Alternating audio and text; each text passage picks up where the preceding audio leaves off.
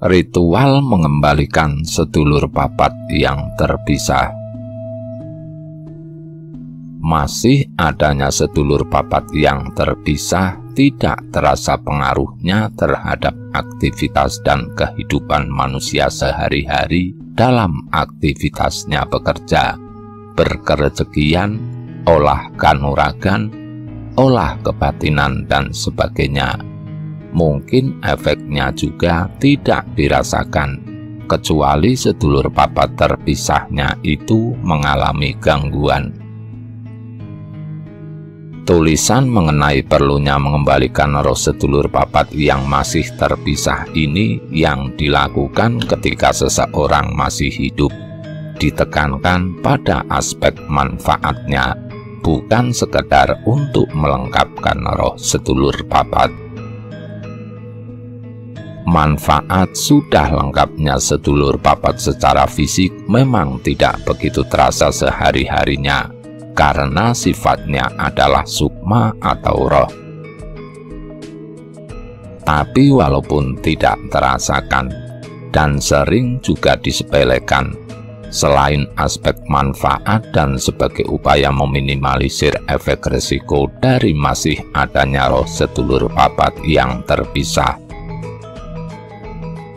sudah lengkapnya sedulur papat akan membantu kesehatan dan stamina, dan membantu kestabilan psikologis atau mengurangi mudahnya pikiran kacau, pikiran terganggu, mudah stres atau depresi, lemah ingatan, susah konsentrasi berpikir, dan sebagainya, dan membantu juga dalam olah fisik maupun kebatinan.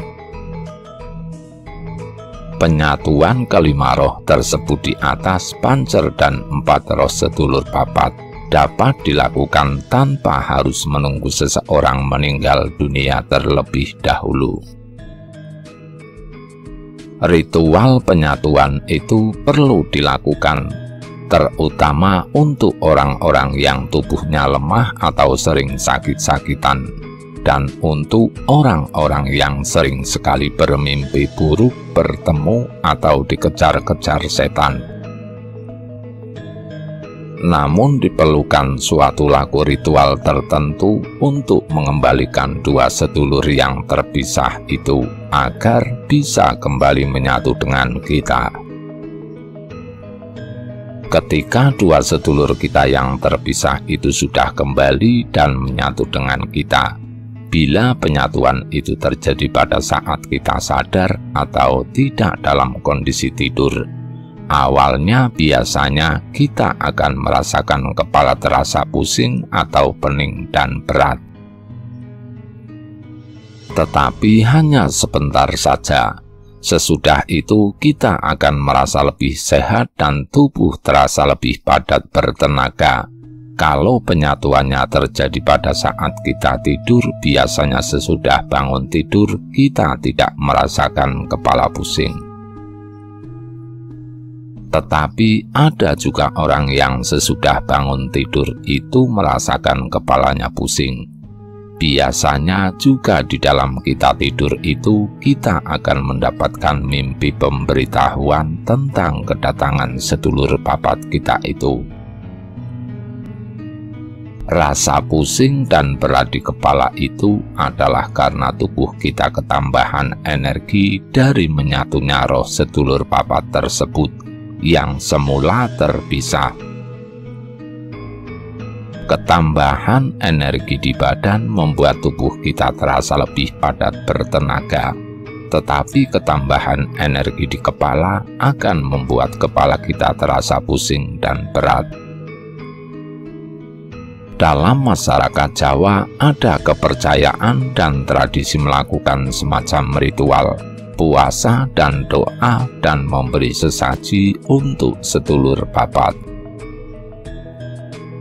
Misalnya ritual wetonan dengan sesaji bubur merah putih, atau jajan pasar, mandi kembang, atau memberi kembang di makam ari-ari anak, dan sebagainya. Tradisi ini baik sekali bila dilakukan, supaya sukma orang yang bersangkutan terpelihara sehat secara kejiwaan, sehat tubuhnya, tidak mudah sakit-sakitan, dan lancar dalam segala urusannya. Tetapi ritual ini masih belum dapat mengembalikan dua roh sedulur papatnya yang terpisah seperti tersebut di atas.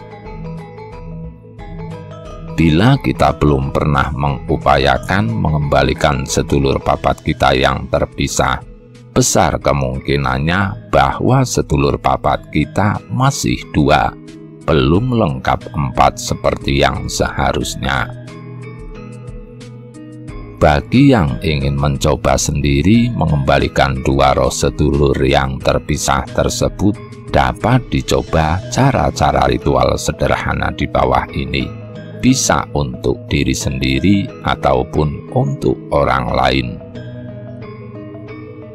Sebagai catatan penting, sebelum kita melakukan sendiri upaya mengembalikan dua roh sedulur yang terpisah tersebut, sebaiknya sebelum ditayuh dulu, apakah sedulur papat yang terpisah itu berada di bawah kekuasaan makhluk halus lain ataukah tidak, karena laku ritualnya akan berbeda.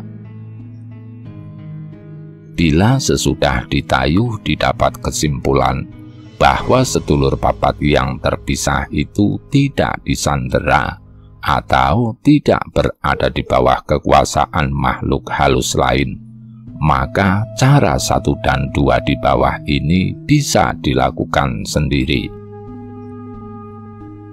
Tetapi bila sedulur papat yang terpisah itu ternyata disandera atau berada di bawah kekuasaan makhluk halus lain, maka yang harus dilakukan adalah cara nomor 3. 1. Misalnya ritual ditujukan untuk sedulur papat kita sendiri yang lahir pada hari Kamis Pahing.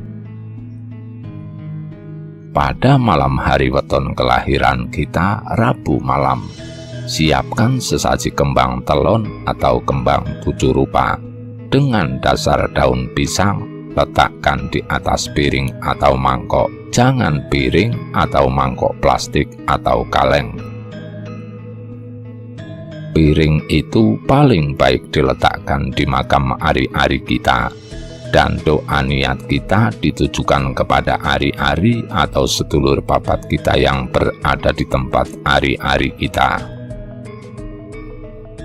Sesudahnya sebaiknya doa niat kita itu diulangi, ditujukan kepada roh kita sendiri atau ke dalam diri sendiri, supaya roh kita ikut memanggil saudara-saudaranya yang terpisah. Piring itu bisa juga diletakkan di kamar kita sendiri. Doa niat kita ditujukan kepada roh kita sendiri atau ke dalam diri sendiri, supaya roh kita memanggil saudara-saudaranya yang masih terpisah. Sebaiknya doa niat ini dibacakan beberapa kali untuk menguatkan sugesti kita, atau doa niatnya dibacakan ke dalam diri sendiri, ditujukan kepada sukma kita sendiri. Para saudara kembar sedulur papatku yang terpisah, dengan puasa dan doa ini, saya bermaksud mengundang kamu semua untuk kembali kepada saya. Kembali menyatu dengan sukma saya, supaya kembali satu menjadi sempurna seperti yang seharusnya saking kersaning Gusti. Tambahkan juga doa sugesti, beritahukanlah juga kepada saya di dalam mimpi.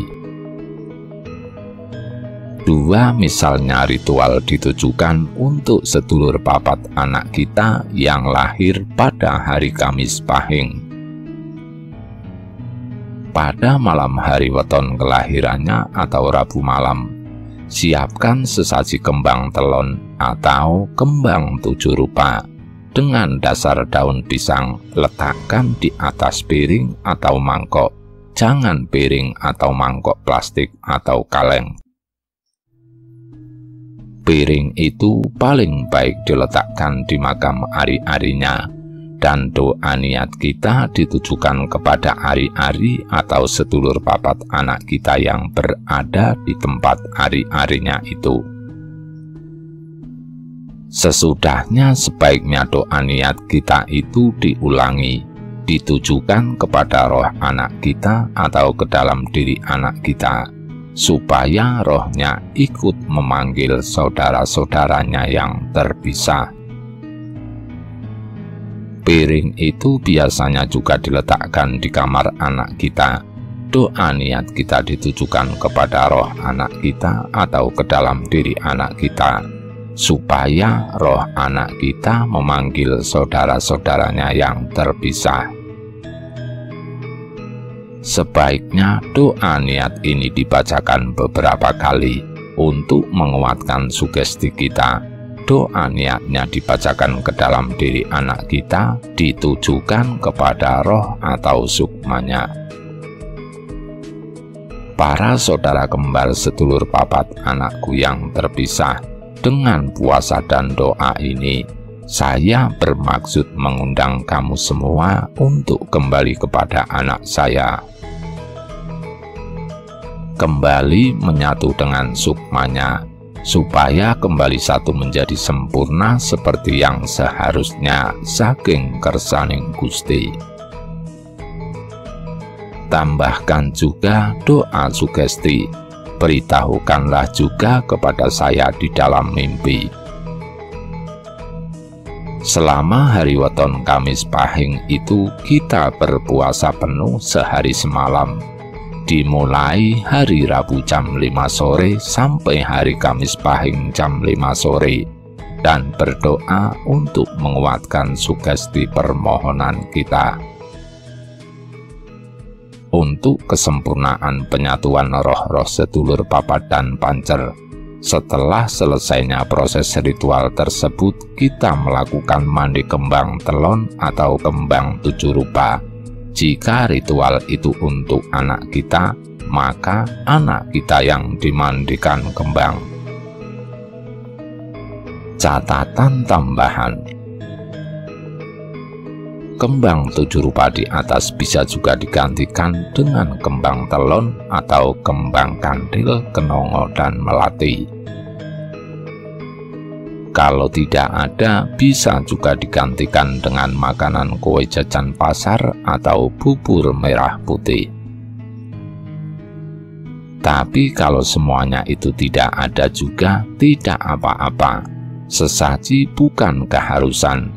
Itu hanya diperlukan bila kita benar-benar menginginkan kesempurnaan dari sudah menyatunya sedulur papat.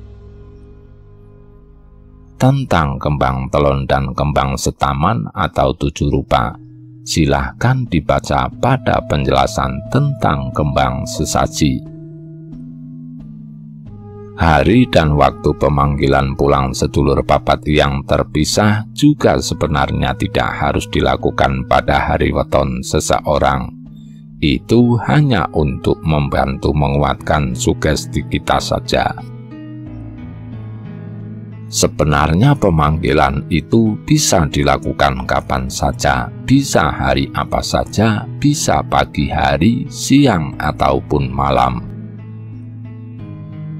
Laku puasa di atas sebenarnya juga tidak harus dilakukan, itu hanya untuk menguatkan sugesti kita saja. Selama kita mampu kontak rasa dan batin dengan sukma kita sendiri, atau dengan roh anak kita, kalau kita bisa bersugesti tersambung dengan batin kita sendiri atau dengan roh anak kita itu. Selama sedulur papat yang terpisah tersebut tidak ada masalah dengan gaib lain, tidak ditahan atau disandera, maka mereka akan mudah menyatu kembali dengan kita. Dalam lagu ini, yang memanggil sedulur papat yang terpisah tersebut pulang adalah sedulur papat kita sendiri yang sudah bersama kita atau sedulur papat anak kita sendiri yang memanggil saudara-saudaranya pulang. Tetapi jika ternyata kita tidak mampu kontak rasa dan batin dengan batin kita sendiri atau sedulur papat kita, atau dengan roh anak kita, kita tidak bersugesti tersambung dengan batin kita sendiri atau dengan roh anak kita itu, mungkin keinginan kita itu tidak akan terwujud. Sesudah upaya pemanggilan di atas, sebaiknya kita tayuh kondisinya. Apakah sedulur papat yang terpisah itu sudah lengkap kembali kepada pancernya, akan dikupas di selanjutnya. Jika sesudah upaya pemanggilan di atas ternyata sedulur papat kita yang terpisah tidak kembali kepada kita, mungkin saja sedulur papat kita yang terpisah itu disandera atau berada di bawah kekuasaan makhluk halus lain, sehingga mereka tidak dapat membebaskan diri untuk kembali kepada kita. Dengan cara-cara tayuhan, kita akan bisa mengetahui apakah sedulur papat yang terpisah itu disandera atau berada di bawah kekuasaan makhluk halus lain, sehingga mereka tidak dapat membebaskan dirinya untuk kembali kepada kita. Dalam hal sedulur papat yang terpisah itu ternyata disandera atau berada di bawah kekuasaan makhluk halus lain, cara 3 di bawah ini bisa dilakukan sendiri. 3. Menggunakan suatu kekuatan gaib untuk menjemput sedulur papat yang terpisah. Untuk mengoptimalkan fungsi benda-benda gaib yang sudah kita miliki, benda-benda itu bisa juga kita sambati. Kita mintai tolong untuk menyatukan roh sedulur papat kita. Khusus dalam hal roh sedulur papat yang terpisah tersebut ternyata disandera oleh roh halus lain, sehingga tidak dapat melepaskan dirinya untuk menyatu dengan roh pancarnya. Maka diperlukan kekuatan gaib lain yang lebih kuat, misalnya menggunakan kekuatan gaib dari pusaka, jimat, batu akik berkodam, atau benda-benda bertuah lain, atau kodam pendamping. Untuk melepaskan mereka dari penyanderaan yang bisa dilakukan dengan cara-cara sugesti sederhana. Dalam menggunakan bantuan benda-benda gaib itu bisa dilakukan kapan saja, bisa hari apa saja, bisa pagi hari, siang, ataupun malam hari. Caranya cukup dengan sambat atau curhat saja. Benda-benda gaib itu kita minta supaya pada malam harinya menjemput roh sedulur papat kita yang terpisah dan membebaskannya dari segala macam halangan. Kemudian menyatukannya dengan kita. Minta juga diberitahukan hasilnya lewat mimpi, sehingga pada malam itu juga kita akan mendapatkan mimpi, apakah usahanya berhasil atau tidak. Atau pada keesokan harinya, dengan cara menayu, kita tanyakan lagi apakah usahanya mengembalikan sedulur papat yang terpisah itu berhasil, dan kedua sedulur papat yang terpisah itu sudah kembali menyatu dengan pancernya. Contoh sugesti menggunakan keris. Kerisku, jemputlah sedulur papatku yang terpisah. Singkirkan juga segala gangguan yang menghalangi. Kembalikan sedulur papatku yang terpisah kepadaku. Kembali menyatu dengan sukmaku, supaya kembali satu menjadi sempurna seperti yang seharusnya saking kersaning Gusti. Tambahkan juga doa sugesti, beritahukanlah juga kepada saya di dalam mimpi. contoh sugesti untuk sedulur papat anak kita. Kerisku, jemputlah sedulur papat anakku yang terpisah, si jabang bayi. Sebutkan namanya, singkirkan juga segala gangguan yang menghalangi. Kembalikan sedulur papatnya yang terpisah kepadanya, kembali menyatu dengan sukmanya, supaya kembali satu menjadi sempurna seperti yang seharusnya, saking kersaning Gusti. Tambahkan juga doa sugesti. Beritahukanlah juga kepada saya di dalam mimpi. Sugesti di atas dengan memodifikasinya sedikit bisa digunakan untuk orang lain. Yang utama, kodamnya harus tahu siapa orangnya yang dimaksud. Kalau perlu, tunjukkan juga orangnya atau fotonya. Jangan lupa supaya esok harinya benda-benda gaib itu diberikan sesaji seperlunya sebagai tanda terima kasih kita. Dan kita juga atau orang lain yang sudah dilengkapkan sedulur papatnya itu mandi kembang telon untuk menyambut sedulur papat yang baru datang tersebut. Untuk contoh lain penggunaan benda gaib akan dikupas di tulisan selanjutnya. Untuk catatan penting lagi, dalam hal roh sedulur papat yang terpisah tersebut ternyata disandera oleh roh halus lain. Sebelum kita menggunakan kekuatan kodam pusaka dan sebagainya, sebaiknya ditayuh dulu. Apakah kekuatan kodam kita lebih tinggi daripada kekuatan makhluk halus si penyandera? Bila ternyata kekuatan kodam kita masih kalah, sebaiknya jangan kita memaksakannya. Mungkin kodam kita tidak akan mampu melakukannya. Dalam kondisi itu penulis menganjurkan supaya Anda melakukan pembersihan gaib sendiri dengan meminta bantuan pertolongan Tuhan. Ada pertanyaan, Kang Mas, cara paling mudah mendeteksi sedulur papat yang terpisah itu bagaimana ya? Selama ini saya hanya mengandalkan kepekaan rasa bahwa papat seseorang yang terpisah itu ada di tempat lain. Tentang di mana tempatnya dan apakah ada gaib lain yang menyanderanya, saya belum tahu caranya. Cara paling mudah mendeteksi sedulur papat yang terpisah itu bagaimana ya? Cara yang lebih pasti hasilnya memang dengan cara melihat gaib. Dilihat apakah sedulur papatnya sudah lengkap 4.